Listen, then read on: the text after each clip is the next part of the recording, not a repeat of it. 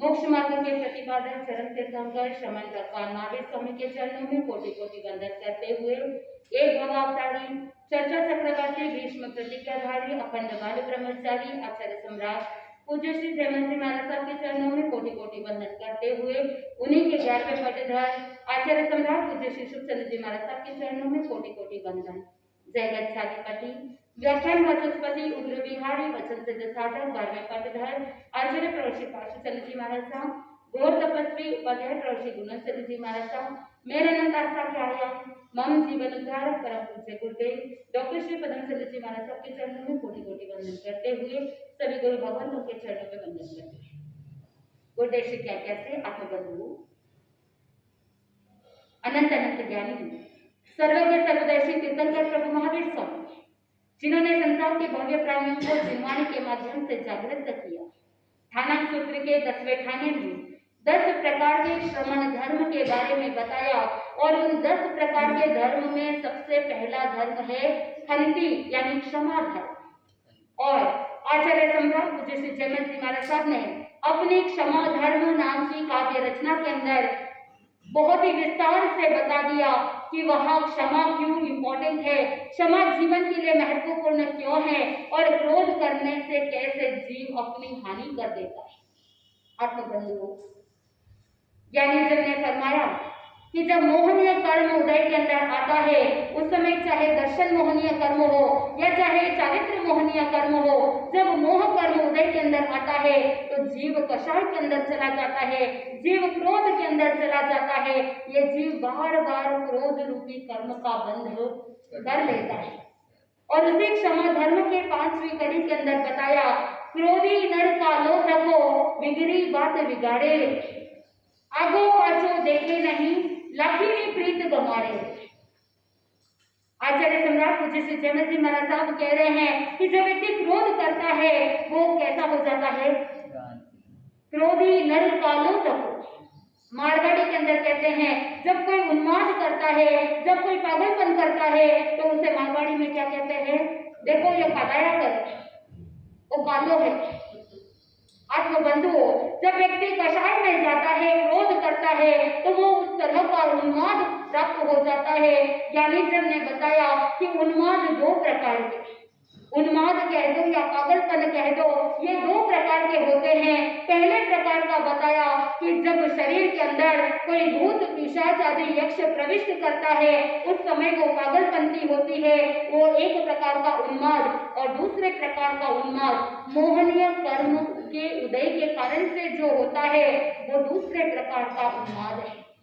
आत्मबंधुओं जब व्यक्ति क्रोध करता है तो वो मोह कर्म जन्य उन्माद कहा जाता है कि वहां पर व्यक्ति को पता नहीं चलता कि सही क्या है और गलत क्या है, वो न जाने कुछ भी बोल देता है। और 10वें कालिक सूत्र के अंदर बताया कोहो की पना से ही यानी क्रोध प्रीति का नाश कर देता है। घर के अंदर कोई भी एक व्यक्ति क्रोध करता है लेकिन उस क्रोध के कारण से पूरे परिवार के अंदर जो प्रेम भावना होती है वो प्रीति का भी क्या हो जाता है, नाश हो जाता है। आत्मबंधुओं क्रोध करना आसान है लेकिन जब उसके फल उदय के अंदर आते हैं तो उसका फल भोग करना बहुत ही दुष्कर है। रो रो करके भी अगर कर्म को भोगने की कोशिश करो तो भी वो दूर होते नहीं। पूज्य गुरुदेव डॉक्टर श्री पदम चंद्र जी महाराज साहब के मुखारविंद से सन 2009 में जब मैसूर के अंदर चातुर्मास था उस समय क्षमा धर्म के ऊपर गुरुदेव एक एक कड़ी के ऊपर प्रवचन फरमा रहे थे। और इस 5वीं कड़ी के ऊपर जब प्रवचन फरमा रहे थे तो एक कथा साहित्य में जो कथा प्रसंग आता है वो गुरुदेव के मुखारविंद से सुना था, जो आज मुझे याद आ रहा है कि कैसे व्यक्ति क्रोध करके क्रोध के फल को चख लेता है। आपने भी बहुत बार क्रोध के फल को चखा है लेकिन फिर भी उससे कोई भी सीख नहीं ली, इसीलिए भूल जाते हैं कि क्रोध के किस तरह से कटु पर हमने देखे, लेकिन फिर भी ये जीव बार बार क्या करता है, क्रोध कर लेता है। आत्मबंधुओं बहुत पहले की बात है कि जब अवंती नगरी के अंदर एक मुनिराज आचार्य भगवान अपने शिष्य समुदाय के साथ अवंती नगरी के बाहर उद्यान के अंदर ठहरे हुए और उस समय एक मुनिराज अपने गुरु से आज्ञा मांगते हैं कि भगवान आज मुझे भिक्षु की 12वीं प्रतिमा अंगीकार करनी है। मैं चाहता हूँ कि मैं महाकाल स्मशान में जाऊं और एक रात्रि की भिक्षु प्रतिमा अंगीकार करूं। आत्मबंधु, आप सोचते होंगे कि ये जो 12वीं प्रतिमा है मात्र एक रात्रि की है, एक दिन की ये प्रतिमा है, बहुत बड़ी बात क्या है, बस एक रात्रि की ही तो साधना करनी है। लेकिन ज्ञानी जन कहते हैं कि ये भिक्षु की जो 12वीं प्रतिमा है ये कहाँ पर की जाती है? महाकाल शमशान के अंदर। अंतगढ़ सूत्र का वर्णन जब आप सुन रहे थे उस समय आपने सुना है कि किस तरह से गजसुकुमार मुनि भी महाकाल शमशान के अंदर 12वीं प्रतिमा को ग्रहण करते हैं और निश्चित रूप से मनुष्य या तिर्यंत संबंधी कोई ना कोई उपसर्ग तो आता ही है। और अगर उस उपसर्ग से पार उतर जाते हैं तो परम अवधि ज्ञान की प्राप्ति हो सकती है, मन पर्य ज्ञान की प्राप्ति हो सकती है, या अध्यवसाय अगर बहुत ज्यादा शुभ हो तो केवल ज्ञान की भी प्राप्ति हो सकती है, मोक्ष की मंजिल भी प्राप्त हो सकती है। लेकिन अगर विचलित हुए तो वहां पर व्यक्ति उन्माद की ओर चला जा सकता है, पागलपन की ओर जा सकता है, और जो रिद्धियां सिद्धियां प्राप्त हुई थी वो सारी सिद्धियां लब्धियां चली जा सकती है। और ज्ञानी जन ये भी कहते हैं कि अगर व्यक्ति उस उपसर्ग से विचलित हो जाए तो संयम से भी च्युत हो सकता है, यानी आत्मा पतन के गर्त में चली जाती है। बहुत बड़ी प्रतिमा है तो रिस्क भी बहुत बड़ा है। आप जब बहुत बड़ा बिजनेस करते हो तो उस समय रिस्क भी कैसा होता है? बहुत बड़ा होता है। छोटे बिजनेस में छोटा रिस्क होता है, लेकिन बड़े बिजनेस में बड़ा रिस्क होता है। लेकिन आपका आत्मविश्वास होता है कि मैं अपने बिजनेस को आगे बढ़ाऊंगा, मेरे अंदर ये क्षमता है, इसीलिए आप बड़ा रिस्क लेने को भी क्या हो जाते हो? तैयार हो जाते हो। ठीक उसी प्रकार जो मुनिराज अपनी साधना पर विश्वास रखता है, जो मुनिराज अपने गुरु के प्रति श्रद्धा रखता है, सुदेव सुगुरु सुधर्म पर आस्था रखता है, उसके मन में दृढ़ आत्मविश्वास होता है कि चाहे मनुष्य संबंधी या तिर्यंत संबंधी किसी भी प्रकार का उपसर्ग हो, उसके ऊपर मैं विजय प्राप्त कर लूंगा। मुनिराज ने भी अपने गुरु से आज्ञा मांगी कि मुझे 12वीं प्रतिमा को अंगीकार करना है। आचार्य भगवत तो बहुत अतिशयुक्त ज्ञानी थे, वो जानते थे उनके शिष्य के अंदर कितनी पात्रता है, कितनी योग्यता है, और यथा योग्य उनको आज्ञा दे दी। मुनिराज उस अवंती नगरी के बाहर उद्यान के अंदर कहीं दूर जाकर के वहां पर उद्यान में मुनिराज ठहरे हैं। लेकिन ये जो मुनिराज प्रतिमा ग्रहण करने वाले हैं वो चले गए महाकाल शमशान की ओर। ऐसा शमशान कि जहां पर 24/7 कोई ना कोई चिता सुलगती रहती है। वहां के व्यंतर देवों का वो वातावरण ऐसा होता है, कितना भयानक वातावरण होगा कि सुनते ही आपकी रूह कांप जाए। वहां पर तो क्या करना है? शमशान के अंदर जाकर के पूरी रात व्यतीत करनी है और अपनी आत्म रमणता में तल्लीन रहना है। बाहर का वातावरण पूरा ही अशांत है। एक तरफ व्यंतर जाति के देवों का वो प्रकोप है कि जहाँ पर कहीं ना कहीं कोई ना कोई चिता सुलगती रहती है, और दूसरी तरफ वो भयानक वातावरण और कड़ाके की ठंडी पड़ रही है। ठंडी का सीजन है तो उस समय प्रतिमा को धारण करके शरीर नग्न है और इतनी भयंकर ठंडी के अंदर वो प्रतिमा को धारण करके ध्यानस्थ मुनिराज खड़े हो गए। इधर सायंकालीन समय था। दो गोपालक वहां से गुजर रहे थे।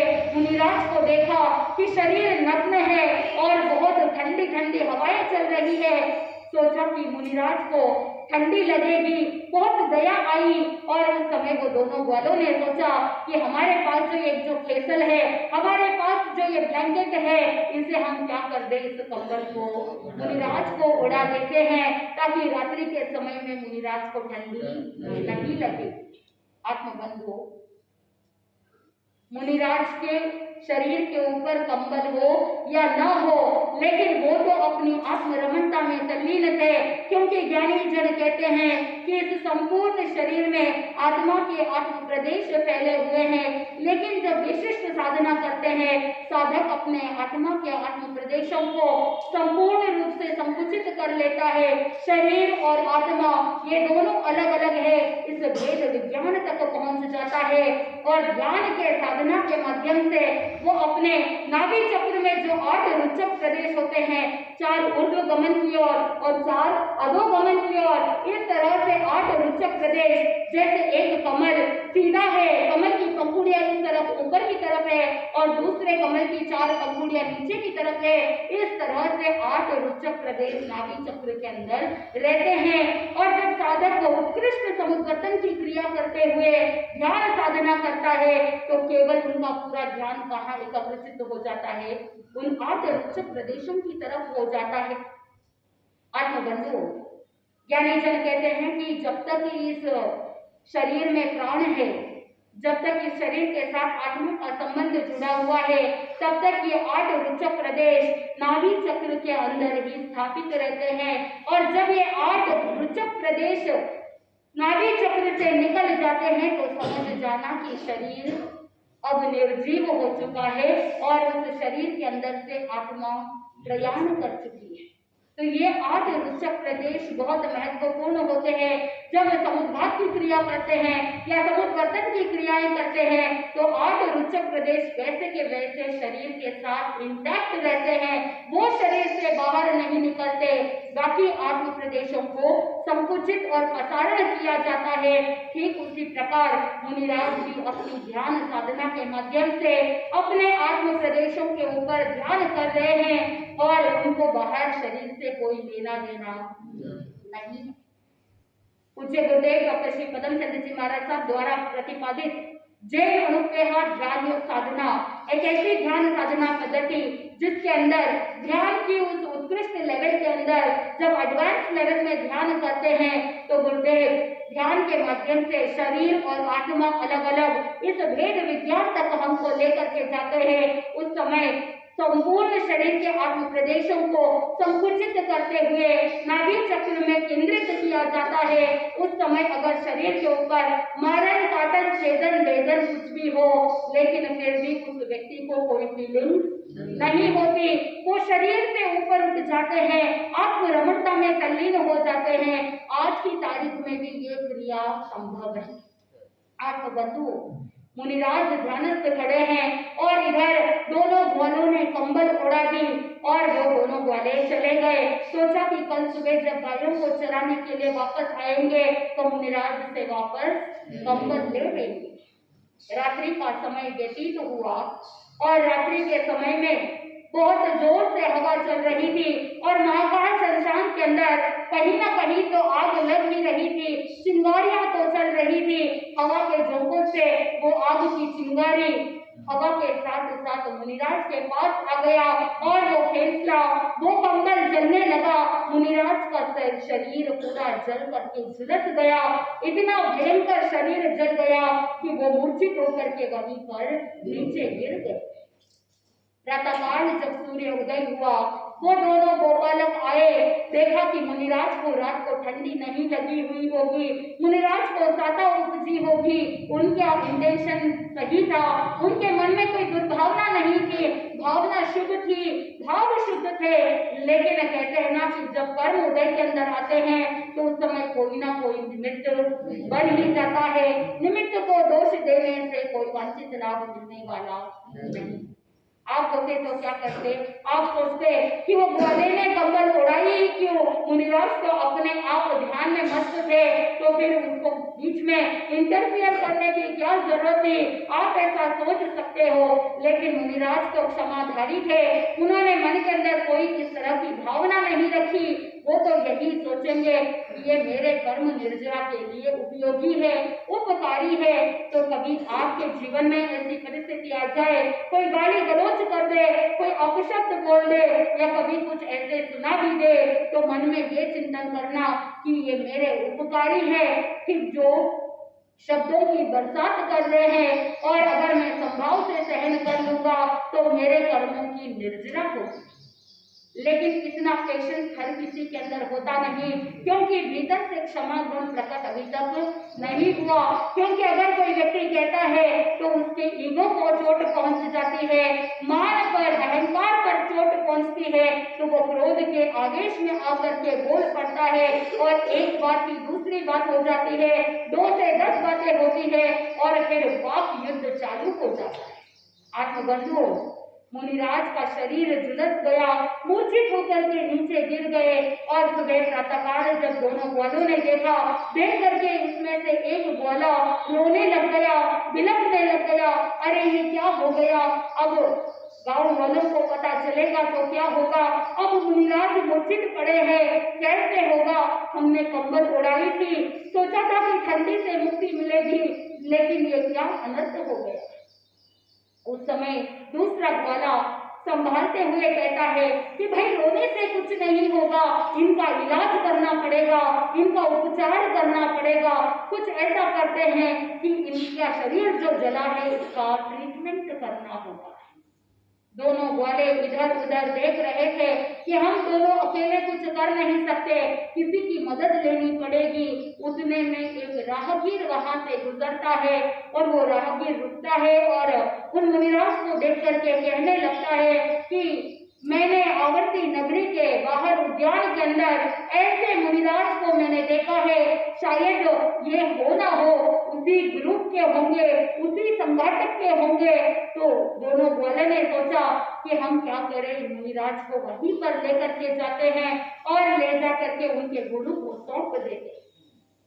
मुनिराज को उठाया और वहां से लेकर के उस उद्यान के पास पहुंचे और जब आचार्य श्री ने देखा तो उन्होंने कहा कि तुम लोगों ने कष्ट क्यों किया, हमें बता देते, मैं छोटे संतों को भेज देता।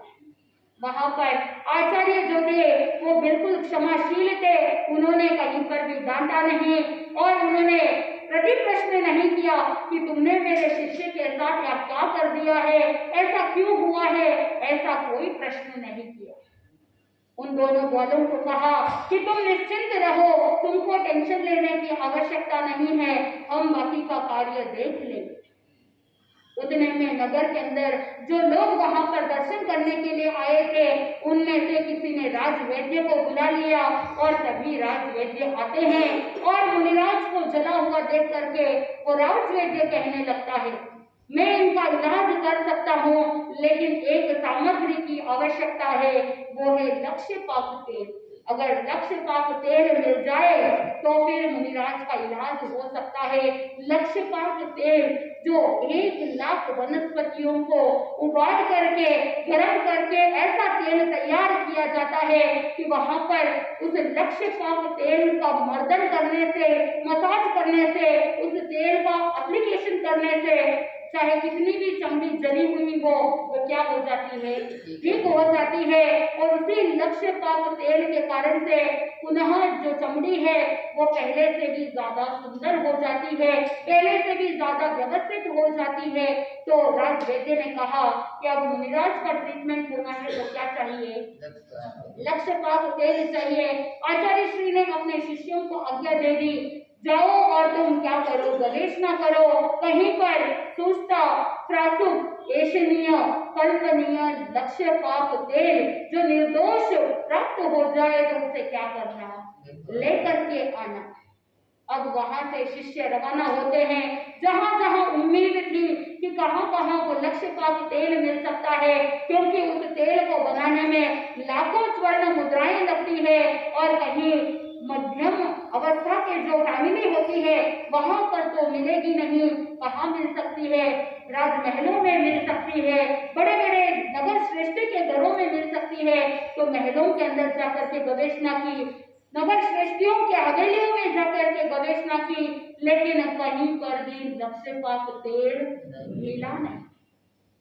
शिष्य भी सोचने लगे कि देखो कैसी अंतराय कि जहां पर मुनिराज का ट्रीटमेंट करना है, मुनिराज का इलाज करना है, लेकिन लक्ष्यपाक तेल मिल ही नहीं रहा। गवेषणा करते करते एक महिला के यहाँ पहुंचे और उस महिला का नाम था अटुंकाली भट्टा। आत्मबंधुओं, जैसे ही मुनिराज उस अटुंकाली भट्टा के यहाँ पहुंचे, अटुंकाली भट्टा ने मुनिराज को देखा तो मन में प्रसन्नता की भावना जागृत हुई। सोचा कि आज अहो भाग्य है कि आज मेरे घर आंगन में मुनिराज पधारे हैं, आहार पानी के लिए भावना उठाई, लेकिन मुनिराज किसके लिए आए थे? वो तो औषधि के लिए आए थे। उस समय मुनिराज ने कहा कि नहीं, आहार पानी के लिए नहीं आए हैं, हम लक्ष्यपात तेल की गवेषणा कर रहे हैं, औषधि की गवेषणा कर रहे हैं, आपके यहाँ सूझता है क्या?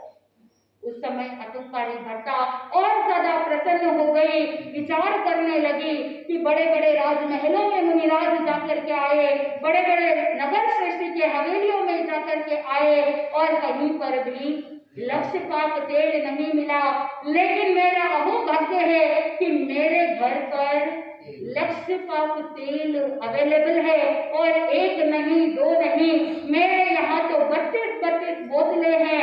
अब मुनिराज को लक्ष्यपात तेल मिल जाएगा। और उस समय मुनिराज को पूछा कि आखिर आपको लक्ष्यपात तेल किस कारण से चाहिए? मुनिराज ने सारी बात बता दी कि हमारे जो शिष्य है, वो शिष्य आचार्य श्री के जो शिष्य है, वो वहां पर प्रतिमा को ग्रहण करके जंगल के अंदर महाकाल शमशान के अंदर ध्यान कर रहे थे, और सारा प्रसंग बता दिया कैसे शरीर जल करके झुलस गया है।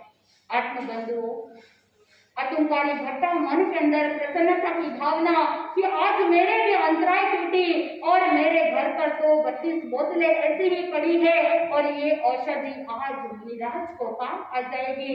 ज्ञानी जन कहते हैं कि आहार पानी के अलावा भी बहुत सारी ऐसी वस्तुएं होती है जो साधक मुनिराज को ठहरा सकते हैं, चाहे वो शैया संस्कारक हो, चाहे कंबल हो, या चाहे पाट पीठ पलंग हो, या औषधि हो, या औषधि के साथ जो मिक्स करने वाला भेषज हो, या पथ्य परहेज के अनुरूप औषधि के रूप में जो भी सामग्री का उपयोग करना होता है, इन सभी की भी आप साधु संतों की क्या कर सकते हो? भावना भर सकते हो, उनको प्रतिलाभ दे सकते हो, और अगर विवेक रखते हैं तो इनका लाभ आपको भी प्राप्त हो सकता है। नहीं तो बहुत से ऐसे लोग हैं जिनको ये ध्यान नहीं रहता, वो यही सोचते हैं कि बस बोछरी बहरा दी, पानी बहरा दिया और काम हो गया।